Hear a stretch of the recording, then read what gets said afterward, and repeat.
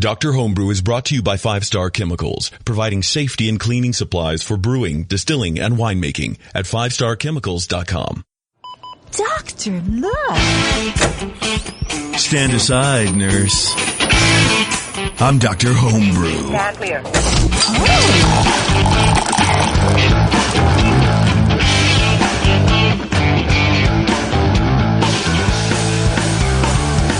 All right, everyone, welcome to another edition of Dr. Homebrew, special NHC 2014 edition, Club Night. We're here live at Club Night, and thank you very much. You guys having a good time so far?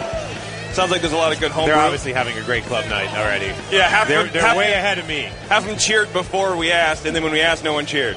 So they're kind of a little, maybe they're on weird West Coast time, too.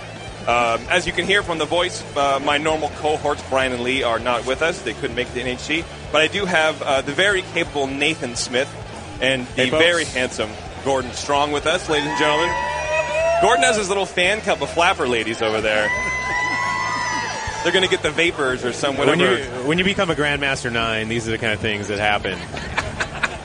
Yeah, Grandmaster 8, there's like tubby guys over here. Right. Like, hey, Gordon, did you try my mead? Because I had 4 more ounces of smoke. And then once you get 9, then you get the lady. Exactly. That's what it is. Think about what will happen with 10. I mean, come on. You have to go to the moon to get away from everybody. Yeah. Just fly anywhere.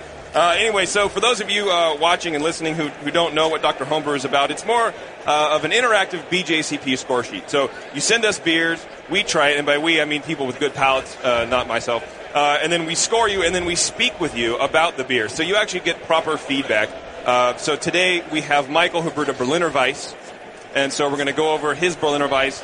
And then after the break, we're going to talk to Jim who has a Maibach, I believe, right? Maibach. Yeah, Maibach. It's written on my coaster.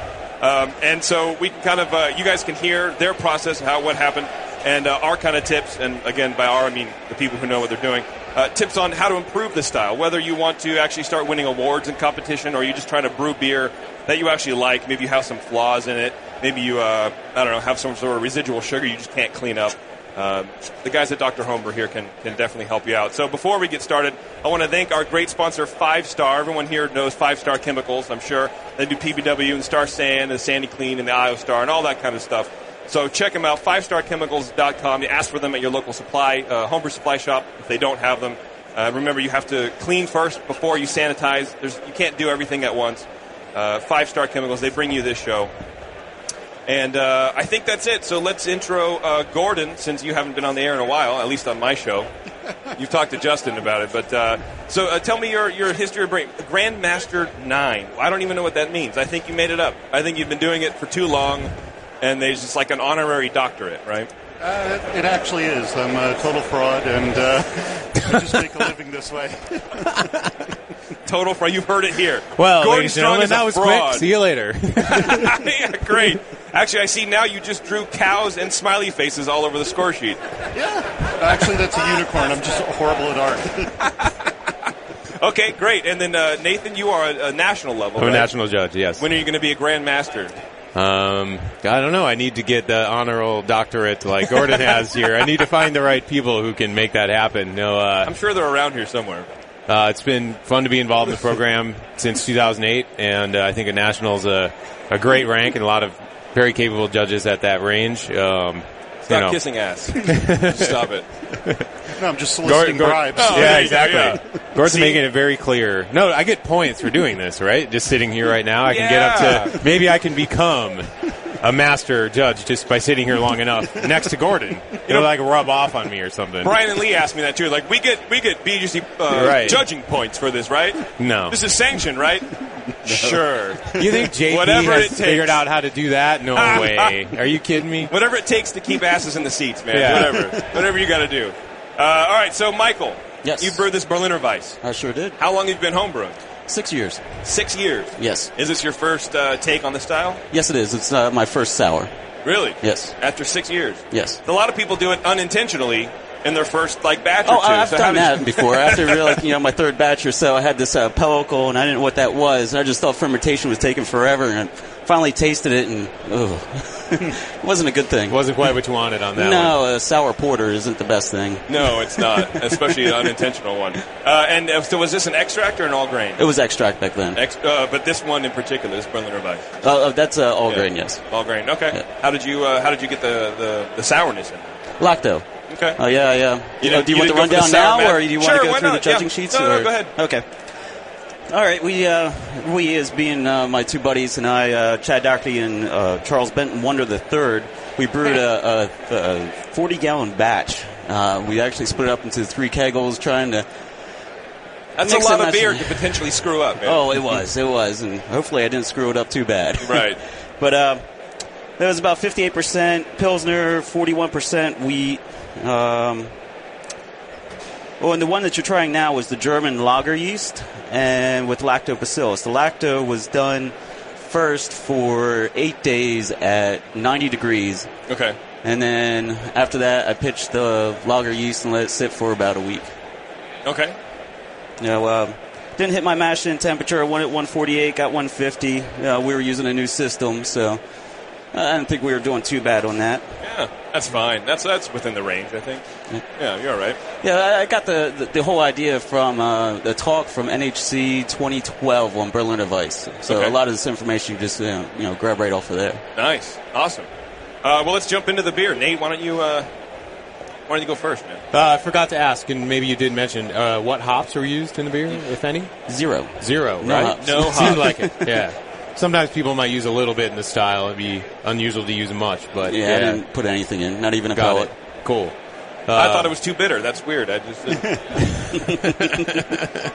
No, I was getting some really interesting bread-like malt aroma off of it.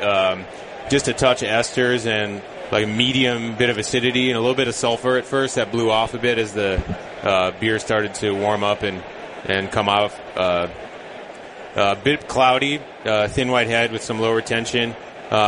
Flavor had some nice lactic-like sourness. Kind of wanted a little more acidity out of it in that range, but and a little bit of a slightly toasty malt character, which I thought was slightly unusual for a Berliner, but not much. It just had like a this, and it really came together for me when I got into thinking about the mouthfeel more. As it had like a bit of a fullness of flavor, or a fullness of mouthfeel that I didn't expect from a Berliner, but it was kind of an interesting twist to it. Actually, so I'm going to cut you off, Nate. If you guys are hanging out watching here, this beer is actually pouring over here, so if you want to get a sample of what everyone's talking about. Other one. As the whole entire crowd just clears. Yeah, the first tap the one on the left. Sorry. Yeah. They love it. Some nice lacto flavors, honestly, but I was looking for a little more CO2 and a little more refreshing lightness in the mouthfeel. It was probably the biggest thing that diverged from a typical Berliner. Is it too much body in there?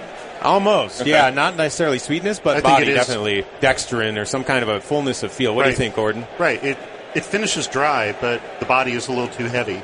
And I think that heavier body kind of interferes with the perception of the acidity. Now, so it could that be from the carbonation? Because this is at 15 psi. My first keg I had at 30 psi, and the first one, it just when I would pour it, it would just so many bubbles. It would take 10 minutes for everything to calm down. Right. Yeah. Well, you do want to jack up the carbonation though, because that's kind of important for the style. But it does feel a little heavy. Okay. So maybe mash lower. It's like not like 148, 150. I mean, think about like 144 or something. Okay. Yeah. Get down there. Maybe step it too. You want to mash for attenuation. Break down the proteins a bit more too, perhaps. What type of wheat? You just said wheat. It was Weirmann. Was it wheat malt? Oh, sorry. It was a red malt, Fabrice. Oh, okay. So it was malt. It wasn't flaked. No. Okay. So, because malted wheat would lend itself down to easily breaking it down further more than unmalted or flaked, right? Right. Yeah. So I wanted to know because I could have been telling you to use sort of a more complicated mash schedule if you had like flaked. But, do like a 122 rest or something if it had been flaked or unmalted wheat. Yeah, something like that. The other issue I have with this is the character of the lactic. It's not a pure clean lactic. It's got a little bit of a funk to it. And you said you didn't use any hops at all. Maybe you put some in because it has it still has that preservative effect. So I don't know if the funk sort of came in with the lactic or if it came in later, but hops have that little bit of preservative effect. If you keep it below 8 IBUs, you're not going to taste it anyway. Okay. But, just to help keep it a little cleaner. Yeah, Okay. yeah, to help it stay. And you're talking probably a pellet or two. Yeah. That's probably 40 about gallons, it, right? yeah. Kind of wave the hop over the kettle almost. Yeah, you know? the lowest alpha stuff you can find. The hops are so effective against lactic acid bacteria. It'll keep them in check, maybe just slightly. Okay. To get maybe a slight cleanliness. I'm not really getting a Brett character off of this. Are you? No. It's not really. It's just not as. It's not as clean a lactic character as the best examples have. Okay. So does that come across as a slight fruitiness, or is it something? No, it's. So this is the Brewing Network, right? So I don't have to worry about not being offensive. No, you can Hit me up, come on. offend Nate all you want. Yeah. It's totally fine. It just smells kind of dirty. It's like dirty dishwater or something like that. It's just not. It's not a clean. It tastes better than that, but the nose is just a little Dirty dishwater. It just not quite clean enough, and it's a character out of the lactic. I mean, you get the malt as kind of a grainy bread dough, sort of uncooked bread dough, which is proper. I mean that's fine, and I kind of think the acidity could be at the right level if it dried out a little bit more and there wasn't quite so much body there. So it seems like it's in the ballpark, but I would clean up the sourness, boost the carbonation, and try to get less body. So do you do the scores on here too? Oh yeah. Yeah. Oh yeah. So I scored it at a 30, which it's clearly recognizable as the style, but it has a few things that you probably want to tweak. Yeah. So how do you ditch that like you said, the dishwater kind of thing, just cleaning up the acidity and you think that's what be I was fine? kind of speculating at. I don't know if that's a problem with the lack of hops in there, or if it came along somewhere else. You have a recipe, but I don't know what you actually did that day or since then.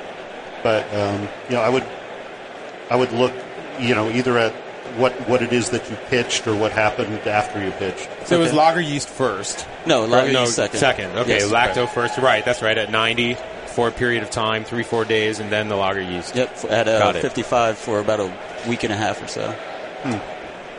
Right, so you brought it back down like an active pitch of some kind, or lager yeast just added direct. Just a vial, just dumped right in. Just a vial just dumped right in. Okay, got it. Nate, you want to finish up your sheet? A lot of similar type of observations and a score that's in a similar range. Gave this a 33. A little bit like Gordon was saying, just maybe a question of removing some of those components and letting the really clean acidity kind of pump through, and then bump up the CO2, kind of give that champagne of the north, that really effervescent, refreshing kind of effect. I thought to that the was beer, Labatt Blue. You know? Yeah, well, depending on North America or Right, maybe, yeah. continental Europe north, right? Well, Yeah. North Oakland. I've never heard of Europe. I don't even know what that means. We're talking other carbonated beverages there, Gordon. Yeah, come in the 4 O's. Yeah, Right. but for the first time you've ever done the style, nice to be able to secure a score, solidly in the 30s, I think, to do, and then tweak it from there and fine tune it. Oh, yes. The hops idea is an interesting one. Wouldn't have thought of that, but that could be a really cool way to kind of focus the beer just a little bit more. The mouthfeel part is intriguing to me. Without a real sweetness, I'm really curious where that's coming from, and maybe it's even some of the proteins from the wheat, or even the malted barley. But that part distracts the beer slightly, but it's kind of hard to say how to really dial that down, except for maybe mash temp. You said 148, maybe even lower, like 144. I got up to 150. So. Got it. Focusing that maybe around 145, 144 might be one way to That'll help with those proteins. Fine tune that a little bit better. I've judged sours a bunch of times in competition and have Berliner Weisses that were much more over the map than this, especially for our first attempt. It's pretty solid. Well done. Yeah, I agree. Yeah. Thank you. You want to score him, Nate? 33. 33? Yeah. All right. Do you have any questions, Michael, for the guys? No, I don't. That's it. You got everything you wanted out of the feedback. I don't believe you. I think you're a liar. So sour beers, something that you're diving into further? Yeah, I just bought the sour book, so nice. I have a lot of studying to do. How much of this beer do you have left, you and your friends?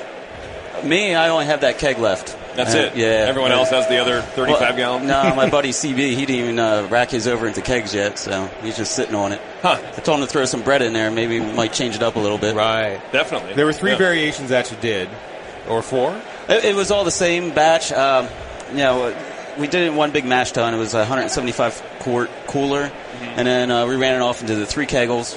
And then we sat there with a pump and tried to mix it all up to get the same gravity, which did not work. We had one that was at 1028, one at 1034, and one at 1042. Okay, which was this one?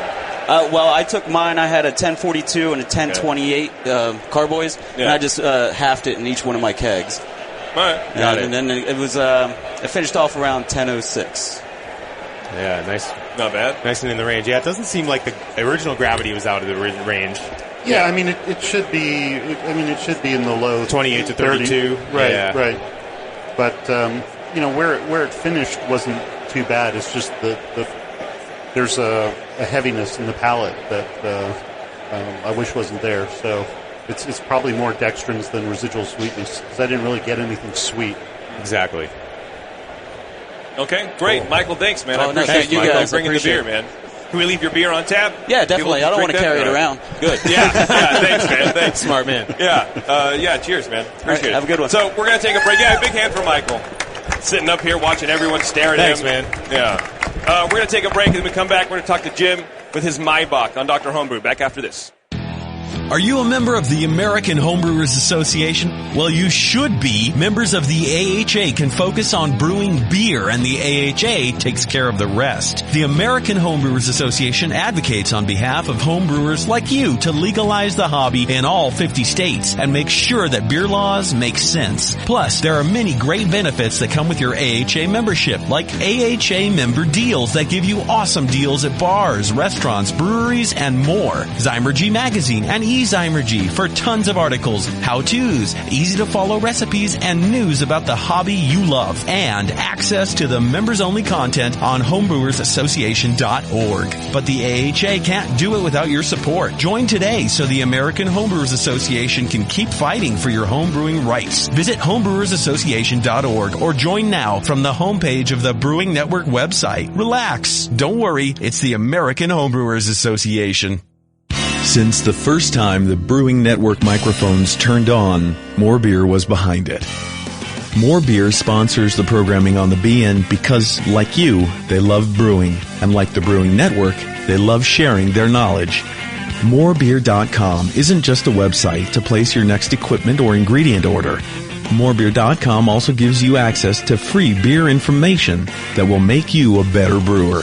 Go to morebeer.com and click into the Learning Center. You'll find podcasts, technical facts, video tutorials, and more, including access to The Buzz, More Beer's social network of more than 5,000 members. And some of them might even be crazier about beer than you are. Get over to morebeer.com today and take advantage of The Buzz, the forum, the Learning Center, and make sure you're signed up to receive the newest More Beer catalog.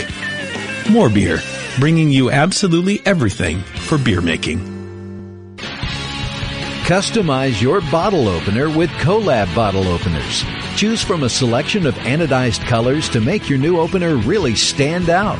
Personalize a gift with custom engravings or upload your own graphic and get them customized. Collab bottle openers are made right here in the USA. Owners Mike and Nicole knew there had to be a better way to make a bottle opener. After years as a machinist cutting custom suspension wrenches for motocross and mountain bikes, Mike brought that machining expertise to the art of opening a beer.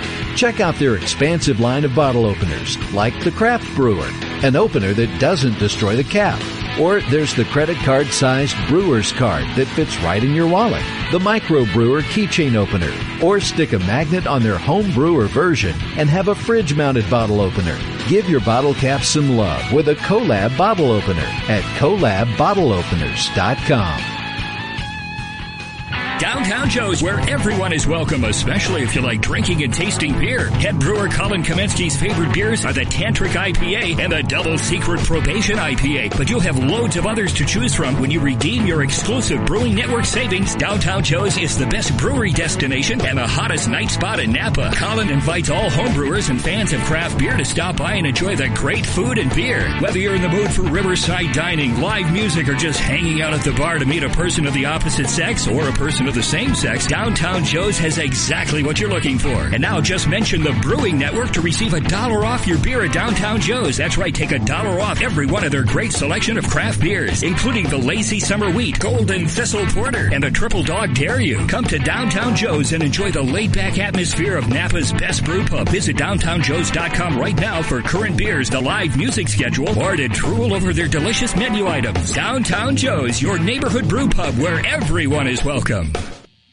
That's it. I've had it. I am never putting hops in my beer again. What? Why? It's just too ridiculous. Insane prices, stupid contracts, high shipping costs, crappy selection. Dude, you need Nico Brew. Nico Brew will rock your f***ing face right the f*** off your f***ing skull. $5 shipping to all 50 states. Plus fantastic international rates get you low prices on Nico Brew's great selection of hops and more. Whether you're a home brewer, a pro brewer, or a homebrew shop owner, Nico Brew can get you the hops you need in increments big and small, single orders, spot buys, or full contracts. And there's only one place to join the uber special secret elite bare bones club where you'll get the best deals anywhere. Holy shit. NicoBrew.com. NIKOBREW. Nico Brew, your bare bones buddy in the brewing business. I'm sorry to tell you this, but we're going to have to pour you out. Back to Dr. Homebrew. All right, and we're back here at NHC 2014 Club Night. Dr. Homebrew live in front of a studio audience, or a warehouse audience, I suppose. And we're back here with Jim, and he made a Maibach for us to try. Thanks, Jim, for being here and hauling some beer around, man. Yeah, thank you, Jim. No worries, thank you. How long have you been a homebrew? About 4 years. 4 years? And is this your first extra, or is this extract or all grain, I should ask? This is all grain. All grain. It's not my first lager, but my first Maibach. Okay, all right. Yeah. Have you tried any similar styles like this before? I made a Bach, just a standard Bach. Yeah. But, I'm mostly doing Hellas's. That's the only lagers that I've done is Hellas. Mm-hmm. But that's all you need, I think, in my opinion. Yeah. Right? No, Hellas is great. A liter of good Hellas can take you pretty far, I think. Yeah. I'll take that anytime. Sure. That's a style I do wish people made a lot more I love that of. style. It's very tough. Okay, Gordon. Well, you're the new guy here, so why don't you start off?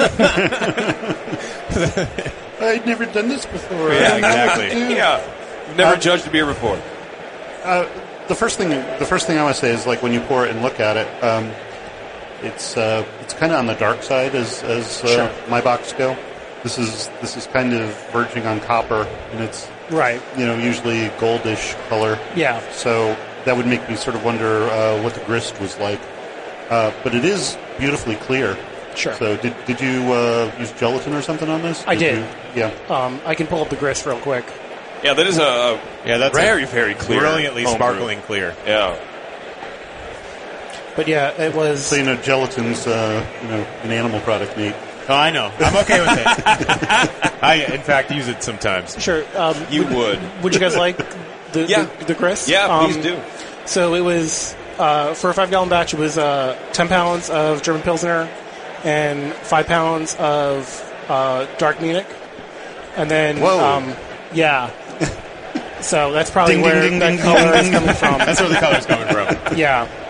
How much should that have been? 0. 0? Just not at all. For a Maibach. Light Munich, not dark Munich. Right. So yeah. And then just a couple ounces of best chip malt. So I'm not familiar with that. Yeah, what is chip malt? I think it's a Carafoam style. Got it. It's from Best Malts. Okay. Oh, cool. So it's like a mouthfeel type of malt? It's basically a way you can add dextrins to a Reinheitsgebot beer, and because it has to be malted grains that you're using in a lager. So cool. It's it's just another Weasley German thing. Yeah. We'll get around it one way or another kind of a thing. Yeah. Those Germans. Yeah. So back to talking about the beer. Yeah, it's kind of on the dark side, but when I smell it, sort of a big alarm bell goes off because I get this big caramely, buttery quality. So, if you did use gelatin, I wonder if you used it too soon, and if you got it off the yeast too fast, didn't let the diacetyl clean up or something. Perhaps. What yeast did you use? The Y yeast, Hellebach. Y yeast Hellebach, the seasonal strain from those seasonal guys. strain, yeah. Okay, I haven't used that, so I don't know if it throws diacetyl or not. I fermented it for about 3 weeks, but I did kind of do the accelerated, fermentation, 50 to 53, like the 2 week, about 2 week. Yeah, you ramped it up a little bit. Yeah, kind of pushing the lager fermentation. Did you do a diacetyl rest? I did about 60 for 4 or 5 days. So is that high enough? 60? It can be. Yeah. Normally it can be. It could have been other reasons for it, or why be that there may be some left here. But yeah, it's tough to say. This was a starter as well? Yeah. It was a 2-liter starter for 4 days. Got it. Yeah. Okay. So that's kind of the big sort of knock that I get in the nose, but otherwise it does have like a rich malt base that you would expect in sort of any kind of Bock. And tasting it had sort of a rich palate that I was really kind of liking. It's got a moderate body, and what's really important is that it has a dry finish, because you don't drink like a liter of a lager if it's finishing sweet, and you just can't fight your way through it. Sure. So if it's staying around, you don't want any more. No. Yeah. So I kind of like that, and I think the bitterness level is at a good level too. It's kind of medium, and it's right for a Maibach. So I think the recipe is pretty sound, except for whatever is giving you the dark color. Sure. So dark Munich or whatever. I would swap light Munich instead of dark. Okay. And was the quantity enough? Should he change that? What was it, about half or something? Yeah, pretty much. It was a third of the total crest. Yeah, that's about right. Yeah, but I would just use too dark. Use the Munich 1 instead of the Munich 2. Sure. But that's about all I got. I mean, I think it's the color and the kind of the buttery caramely note that it kind of knocks it for me. Yeah. Do you get kind of a caramely thing from the dark too, or from the dark Munich? Like, if he uses a light Munich, will he be able to kind of eliminate two issues at once? I'm going to talk about him like he's not here. It shouldn't be caramel. It's fine. Don't worry about it. Yeah. Okay. Good. That's not really typical. It's more like a dark bread crust kind of character. It's usually more grainy than this. So I wouldn't really suspect that. Okay. How do you perceive it, Nate? I was getting some really similar things on the aroma right away, and that kind of gave me a heads up that there might have been something in fermentation that didn't go quite exactly as planned. Sure. A little bit of butter, definitely. Okay. And just a real touch of acetaldehyde. I know that's something that I'm particularly sensitive to, so I wasn't going to try and overscore for that. But that's the green apple? Yeah, that's the green apple, or latex paint, or fresh cut pumpkin. Sometimes people refer to it in one of those three ways. I've never heard either of those two. You never heard those? Latex paint or latex paint, fresh cut pumpkin. Yeah, those are. But if you said latex glove, would that be? We're talking about different games then. Yes. Yes. But actually, kind of as Gordon was saying, when I got into the flavor, there were actually a lot of things that kind of centered it around what I would expect from a box. Some interesting melanoidins and some nice flavor production there. Yeah. But again, a little bit maybe too dark too, and looking at the color, it's going slightly into the copper territory. I thought along with the perception of those melanoidins, there was a bit of a caramel. It didn't taste like a caramel that came from like an English crystal malt. It almost tasted like it was from aggressive boil in the kettle, like something that would have happened from maybe the brewing process, or more organically than just adding a grain that had been pre-caramelized. When we were speculating, we wanted to make sure we asked you whether if it was all grain or not, because we were wondering if it was an extract beer, the color could have come out of that. So No, it wasn't all grain. Right. So are you saying maybe he had a too aggressive of a boil? Yes or no? I mean, the extract point was an interesting one because when you're getting extract that's already been boiled for some portion of time before that was turned into extract, so then we oftentimes will go and boil it again when we're trying to make a beer like this, and you'll get a little bit more color and caramel than you may have originally thought. So I thought that may have been happening here, but those factors weren't in play. It could have been a boil or boil off issue. Whatever reason, there's a slight caramel perception along with the melanoidin. And again, the diacetyl that was perceivable a little bit in the aroma carried through in the flavor just a bit. Okay. And that distracted the beer a little bit, but there's a great foundation for a nice Maibach here, just dialing down the color just a bit. As Gordon mentioned, I think that the bitterness and hop character is well centered within the style. Maibach is one of those ones where you can push character of hops, of course, German Noble only, but that character can be a little bit higher for a Maibach versus the other subcategories for Bach. So you had a lot of wiggle room to play with there, and I think you definitely nailed it. Just fermentation, I think you did all the things that people would have normally done to try and control that. Sure. For whatever reason, we're just getting a little bit of that in the beer. And it actually seems well lagered. I mean, I don't get any of that rough or sulfury kind of quality that you might get out of a young beer that hasn't been lagered. So, I mean, I like that a lot too. So, definitely swap the malt. You might consider using a different yeast. I mean, I like. First time I've used. I normally use the Bach lager yeast from 833. Yeah. That rocks. That's the Anger yeast. That's my go-to yeast for a big malty beer. Or you might use Y yeast 2124. That's a good malty lager yeast too. Yeah. But either of those.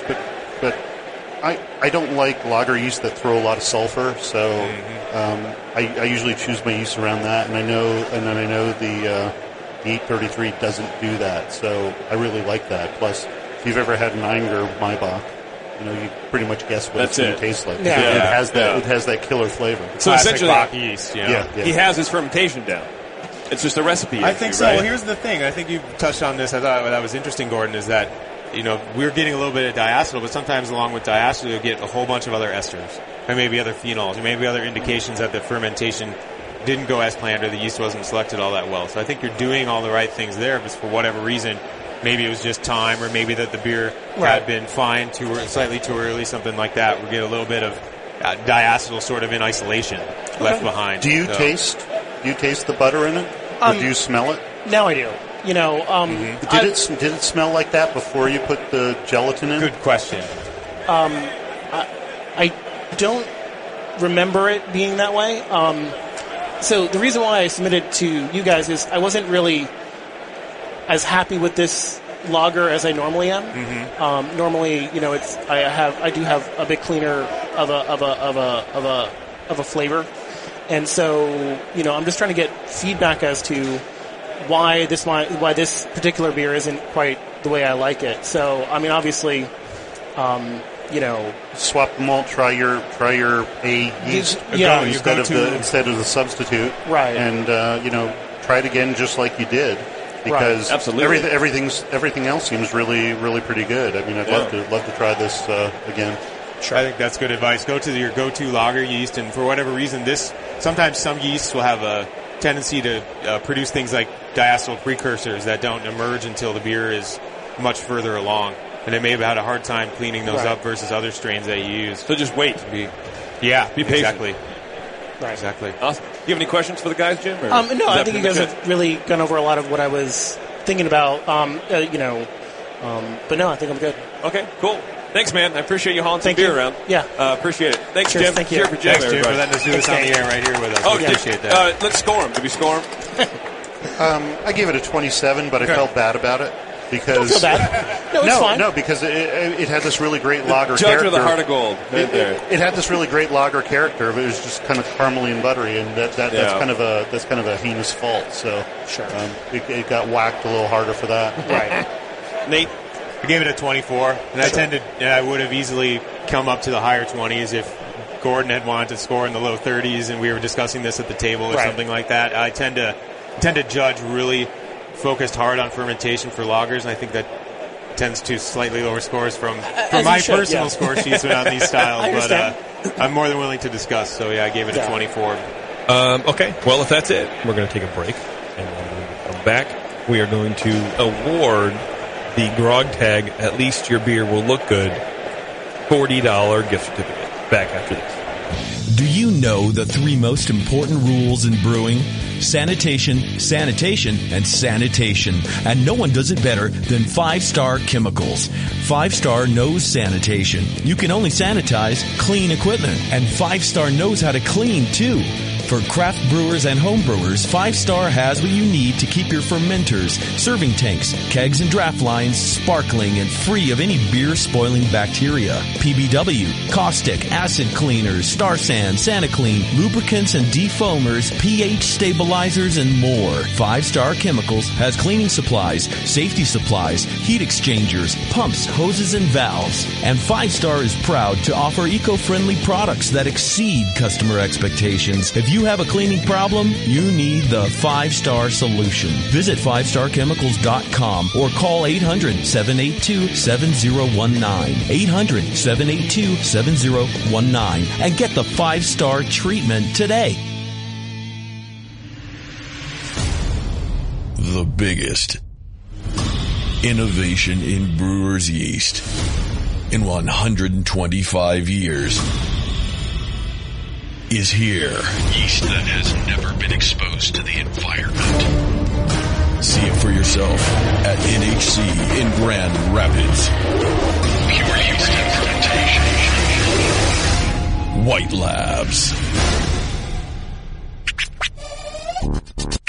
Nico, listen, our lawyers said that we had to do this for 1 hour, and after this, we don't have to talk to each other for 3 more months to the next meeting. Kids, come on, let's get out of here. I'm supposed to have more lines. I'm the professional. Hey, it's Sully. And I'm Nico. And we opened the 21st Amendment 10 years ago at 563 2nd Street in San Francisco, just 2 blocks from Giants Park, to make great beer and have a great time doing it. That's right, because to us, the 21st Amendment is more than just the right to make beer. It's the right to experiment, to be innovative, and just do things differently. And so now, we're putting our craft beer in cans. That's right, cans. You can find our world-famous Hell or High Watermelon Wheat Beer and Brew for Your Die IPA in the Northeast, Northwest, parts of the Midwest, and Alaska in cans and on draft. So next time you're at your local neighborhood pub or good beer store, be sure to ask for 21st Amendment in cans. Because everyone likes it in a can. Tasty crack cans. Tasty crack can. Hey, dude, you know what beer this is? No, all the labels are falling off. Yeah, or the ink is run. Well, if it's a pale ale, you're good, but stay away from the quote-unquote Belgian. Oh, man, this guy needs to get some grog tags. Grog tags are reusable, write-on, wipe-off, commercial-grade bottle labels for your brew. The guys at Grog Tag are homebrewers. They wanted great-looking, sturdy labels for your bottles, buckets, carboys, kegs, and growlers. They also wanted a label that not only looks good, but can be easily removed and reapplied during bottling without that nasty glue residue being left behind. No residue, water-resistant, and ice chest approved. Grog tags stay on in water or an ice chest, and they stay legible. Visit grogtag.com to customize your label or coaster from dozens of different templates for free and see how awesome your bottles can look.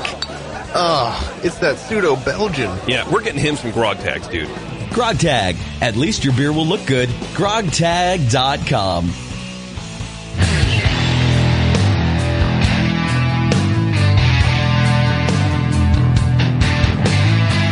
Now, back to the examination.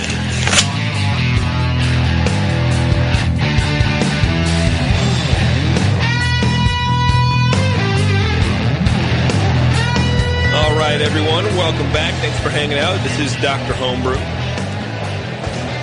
I didn't want them to score just to give you a hard time, but we do have a sponsor, Grog Tag. It's the Grog Tag At Least Your Beer Will Look Good Award. Fantastic. Given to the lowest score on Dr. Homebrew, because if you can't have a good tasting beer, you might as well make it look good, right? So congratulations, Jim. $40 gift certificate to grogtag.com. And swing by and thank those guys very much. So you're not going to go away empty-handed. home version of the, I don't know, whatever. Anyway, I appreciate it, man. Thank you very much. Thanks, guys. And if Appreciate you guys it. want to be on Dr. Homebrew, send me an email, jp@thebrewingnetwork.com, and maybe in about 3 or 6 months I'll actually get back to you, and we'll try to get you on the show, and then you can do this too. Also, both people, Jim and Michael, will get a 5-star gift pack with PBW, Star San, all that kind of stuff. So thanks to 5-star as well. And that's it. Thanks to Gordon and Nate for being here and doing this kind of last minute and filling in for my guys. I appreciate it. Thank you, Jason. You guys did great. Awesome. Anytime you want to come back. All right. Excellent. All right. Thanks, everybody. It's Dr. Homebrew. See you next time.